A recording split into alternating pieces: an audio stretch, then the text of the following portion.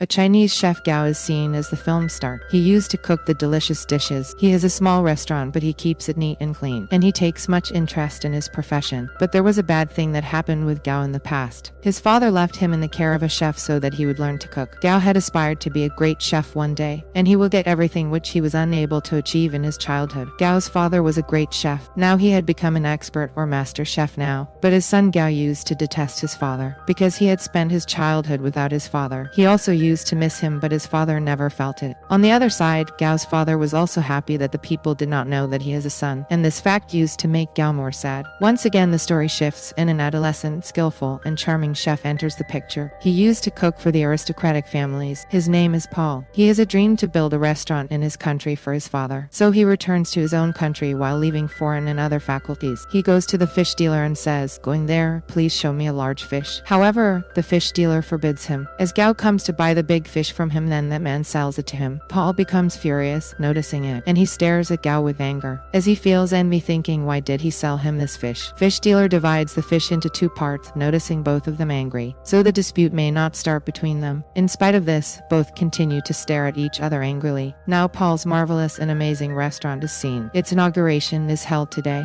which is built very neat and clean, chill and stylish restaurant. It is adorned very appropriately. Paul's new restaurant is exactly in front of Gao's restaurant.